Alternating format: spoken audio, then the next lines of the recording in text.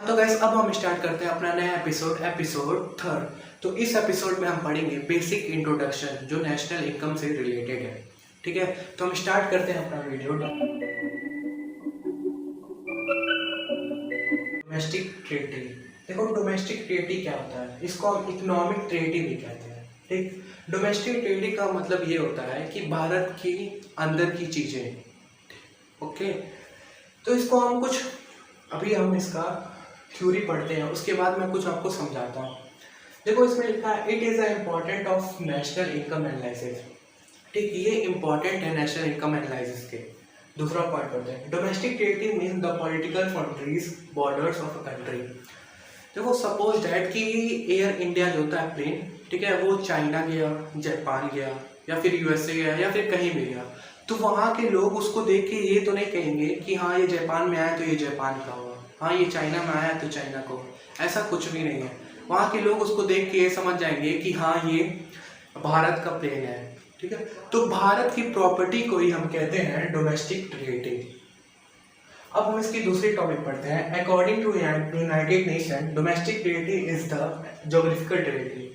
According to United Nation, समझना, domestic trading is the geographical territory administered by the government within which personal goods and capital circulate freely. ठीक है, United nation क्या कहा, domestic trading जो है वो geographical trading हो सकती है, लेकिन अगर है एडमिनिस्ट्रेटेड बाय द गवर्नमेंट। ठीक, लेकिन जो सर्कुलेट फ्रीली कहा है ये गुड्स एंड कैपिटल, वो हम लोग कहीं भी out of country circulate freely कर सकते हैं, और उसको हम गुड्स को सर्कुलेट कर सकते हैं, भेज सकते हैं, और फिर एक्सपोर्ट इंपोर्ट कर सकते हैं शिप के द्वारा, एयरप्लेन के द्वारा। तो जो भारत की प्रॉपर्टी होती है वो कहीं भी हम भेज सकते हैं, ला सकते हैं, कुछ भी कर सकते हैं। तो उसको हम लोग, जो भारत की प्रॉपर्टी है उसको हम लोग कहते हैं डोमेस्टिक ट्रेड। तो गाइस अब हम पढ़ते हैं डोमेस्टिक ट्रेडिंग में क्या क्या चीज़ें इंक्लूड होती हैं और क्या क्या चीज़ें नहीं इंक्लूड होती हैं। ठीक, तो पहले हम पढ़ेंगे कि क्या चीज़ें इंक्लूड होती हैं। तो इसका मैंने पहला पॉइंट लिखा है, ship and aircraft and operated by home country between any other country. जो शिप होती है मतलब पानी वाला जहाज, ठीक है, जो शिप होती है तो मान लो वो कहीं गई माल लाने, एक्सपोर्ट इंपोर्ट करने, ठीक है, तो वो जहाँ जाएगी वहाँ तो रह नहीं जाएगी। ठीक, अगर है मान लो बॉर्डर पार करके दूसरी कंट्री में जाती है, ठीक, तो वो उस कंट्री का तो वो हो नहीं जाएगा, जो होगा ये तो भाई इंडिया की प्रॉपर्टी है तो इंडिया की ही रहेगी।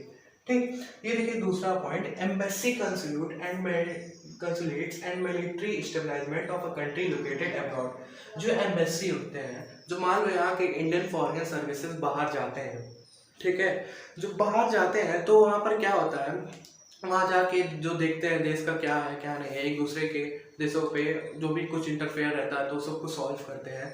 तो वो जाके वहाँ पर तो एकदम वहाँ के तो वो नहीं जाते हैं, एकदम वहाँ के सदस्य, वहाँ के जो भी हो वहाँ के वो नहीं जाते, वो कहलाएंगे तो भारतीय। ठीक है, तो ये यहाँ पर ये मैं बताता हूँ, कोई भी मिलिट्री या एम्बेसी के तो वहाँ की नहीं होती है, वो कहलाएगी तो भारत के ही लोग। ठीक, और यहाँ पर तीसरा जो है, fishing vessels oil and natural gas rigs operate by the residents of a country in international water. ठीक, मान लो फिशिंग हो गया, या फिर विसल्स, तो आप जानते हैं फिशिंग विसल क्या होता है। ऑयल एंड नेचुरल गैस जो है, मान लो यहाँ से शिप इंटरनेशनल वाटर से जा रही है दूसरे का ऑयल और गैस लेने, ठीक है, तो जैसे मैंने आपको पहले बताया था, वहाँ जाके बॉर्डर कंट्री पार करती है तो वहाँ जाके वो तो वहाँ की हो नहीं जाएगी, होगी तो अपनी भारत की, क्योंकि ये भारत की प्रॉपर्टी है, बनी भारत में। ठीक, हर एक चीज़ उसका भारत का हुआ, भारत में हुआ, तो इसको हम कहते हैं, ये रहा हमारा जो डोमेस्टिक ट्रेडिंग इंक्लूड होता है। और ये है डज नॉट इंक्लूड, जो domestic trading does not include करता है। पहला पॉइंट इसका है, embassy consulate and military establishment of a foreign country located in domestic country. जो एम्बेसी होते हैं, मान लो चाइना का आईएफएस यहाँ आया, ठीक है, जो भी है देख वो एक्सपोर्ट इंपोर्ट का मामला जो भी होता है यहाँ पर सही कर रहे हैं, ठीक है, आया तो क्या वो इंडिया का नागरिकता उसको मिलेगी? नहीं मिलेगी। ठीक है, वो हुआ तो अपना डोमेस्टिक ट्रेडिंग चाइना का ही। ठीक, तो ये तो बिल्कुल नहीं होगा।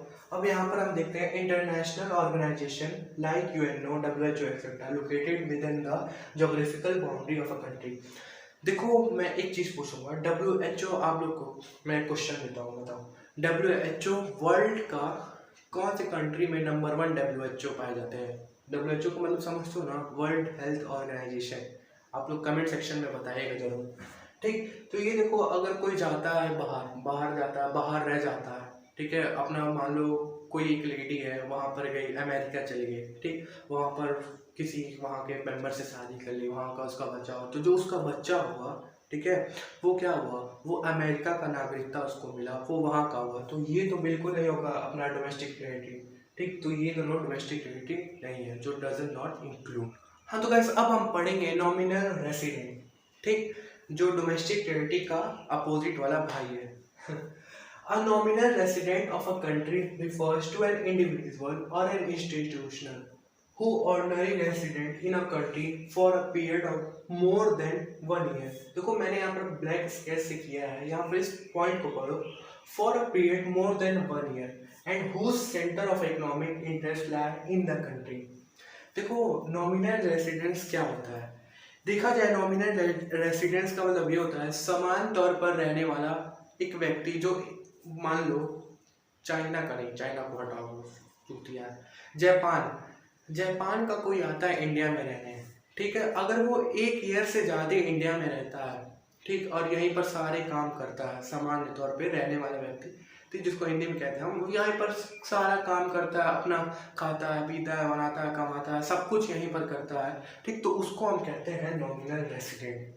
ठीक, मैं इसकी पॉइंट पढ़ता हूँ। It is the carrier all the economic activity of earning, spending, saving from that country. ठीक, उसी कंट्री में वो जो बाहर से आता है, उसी कंट्री में वो अर्निंग भी करे, सेविंग भी करे और स्पेंडिंग भी करे, सब कुछ करे उसी कंट्री में 1 ईयर से ज़्यादा, तो उसको कहते हैं नॉमिनल रेसिडेंट। ठीक, ये है, इसमें क्या इंक्लूड नहीं होता है, डज नॉट इंक्लूड। तो इसमें देखो फॉरेन टूरिस्ट एंड विजिटर।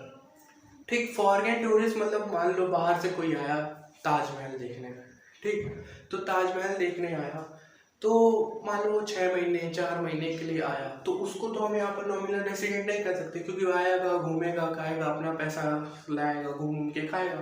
ठीक, अब हम देखते हैं इंटरनेशनल ऑर्गेनाइजेशन, जो मैंने आपको पढ़ाया था, तो ये तो ईजी है। Foreign staff of MNC located in the given country. जैसे मैं आपको बताया था, जो फॉरेन स्टाफ के हैं वो होते हैं एम्बेसी होते हैं, आईएफएस होते हैं, मान लो बाहर गए तो वो तो रुकते हैं वहाँ पर 1 ईयर के लिए, 1 ईयर या तो फिर उससे ज़्यादा भी रह सकते हैं, लेकिन उसको हम नहीं कह सकते, क्योंकि वो जिस कंट्री से उनको भेजा जाता है वो उसी की कंट्री के मेंबर होते हैं, तो उनको हम कहते हैं डोमेस्टिक रिलेटिव, तो ये इसमें इंक्लूड नहीं होगा। हाँ, तो गाइस अब हम पढ़ते हैं फैक्टर इनकम। उससे पहले मैं आपको एक छोटा टॉपिक था, मैं सोचा कि क्या बोर्ड पे लिखूँ, ऐसे ही मैं बता देता हूँ कि सिटीजन मतलब समझते ही होंगे आप लोग, क्लास 12 में पढ़ गए हैं, नागरिकता। ठीक है, तो नागरिकता पाई कैसे जाती है, मेरे हिसाब से 2 टॉपिक हो सकता है। एक तो आप उस देश में पैदा हो तो नागरिकता मिल सकती है आपको, वोटर आईडी भी वहाँ का मिल सकता है, मतलब सब कुछ। और दूसरा कि मतलब रूल रेगुलेशन कुछ होते हैं फॉर्म फिलअप के द्वारा, जो वहाँ पर आप जाके नागरिकता पा सकें। ठीक है, तो हम पढ़ते हैं फैक्टर इनकम क्या होता है। देखो फैक्टर इनकम होता है, it refers to the income receive by the factor of production. यहाँ पर मैंने ब्लैक मार्कर से मार्क किया है, income receive by the factor of production for rendering their factor services in the process of production. आपको मैंने episode 1 में बताया था कि मैगी जब बनती है तो उसको बनाता कौन है। ठीक है, ये 4 लोग बनाते हैं, लैंड, लेबर, कैपिटल, एंटरप्रेन्योरशिप। मतलब मेहनत से कमाया हुआ पैसा को कहते हैं फैक्टर इनकम। ठीक, यहाँ पर देखो factor income earn by the nominal residence in include in the national income. ये नॉमिनल रेसिडेंस से भी इंक्लूड होता है। मान लो क्या कहते हैं, फॉरेन से कोई आया यहाँ पर कुछ चीज़ घूमने उमने, तो फिर यहाँ के लोग को प्रॉफिट होता है कि उनसे वो पैसे देते हैं, यहाँ के सब मतलब खाना पीना उनका यही से होता है, तो यहाँ के लोगों को उनका प्रॉफिट होता है। ठीक, अब हम पढ़ते हैं ट्रांसफ़र इनकम। देखो ये इसका अपोजिट है, इसमें बिना मेहनत के कमाए, ठीक है, हमें पैसा कैसे मिलेगा। ठीक, तो इसकी मैं टॉपिक पढ़ता हूँ। It refers to income receive without rendering any productive services return. ठीक, बिना रेंडरिंग के कैसे, बिना कमाए पैसा कैसे मिलेगा। तो पहला इसका एग्जांपल मैं देता हूँ। देखो ओल्ड एज सैलरी, आपको याद होगा जो रेलवे, जिनके पापा रेलवे में होंगे, ठीक है, वो रिटायर होते होंगे तो उनको क्या मिलती होगी, पेंसिल मिलती होगी। ठीक है, तो वही पेंसिल जो होती है इसी को हम कहते हैं ट्रांसफ़र इनकम। और बच्चों का सबसे ज़्यादा प्लस पॉइंट किस में होता है, स्कॉलरशिप में, कि हाँ चलो इतने का स्कॉलरशिप मिल रहा है, ये मिल रहा है, वो मिल रहा है। तो उसमें ये होता है स्कॉलरशिप, इसको हम कहते हैं ट्रांसफ़र इनकम। हाँ तो गाइस अब हम पढ़ते हैं फाइनल गुड्स क्या होते हैं और इंटरमीडिएट गुड्स क्या होते हैं।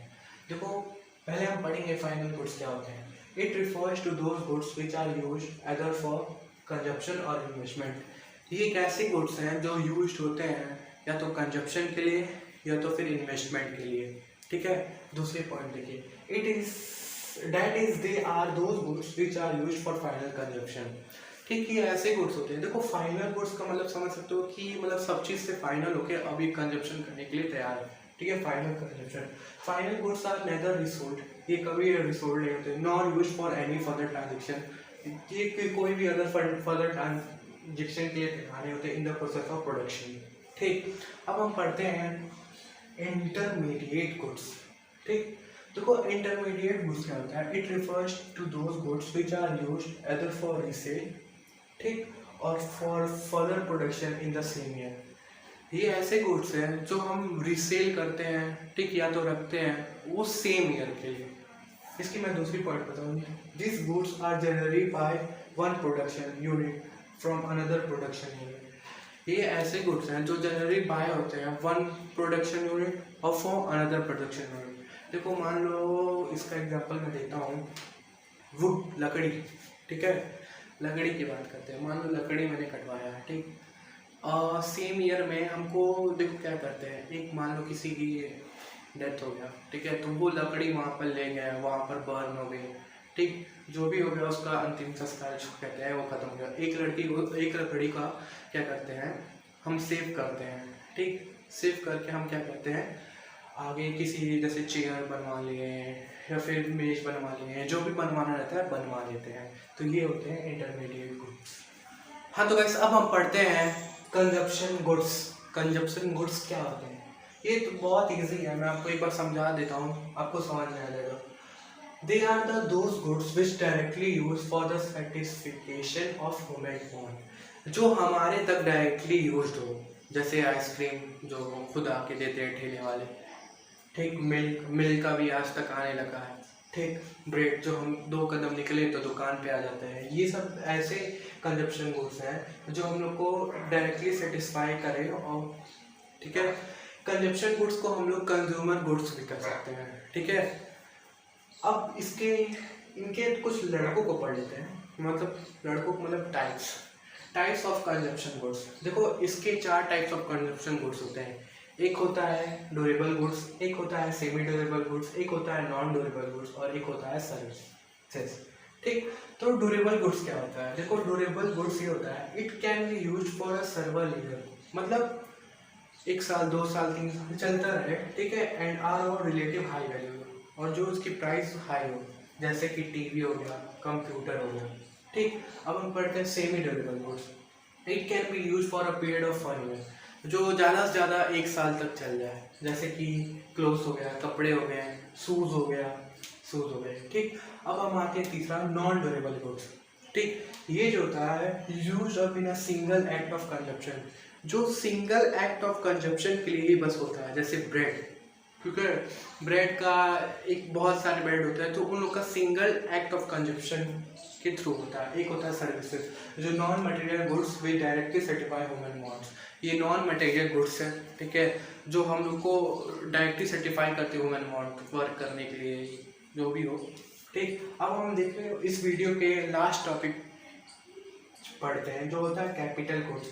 दे are the those final goods which help in production for other goods and services. ये ऐसे गुड्स हैं जो हेल्प करते हैं प्रोडक्शन करने के लिए for other goods and services. Capital मतलब इन्वेस्टमेंट जल्दी करते हैं आप लोग।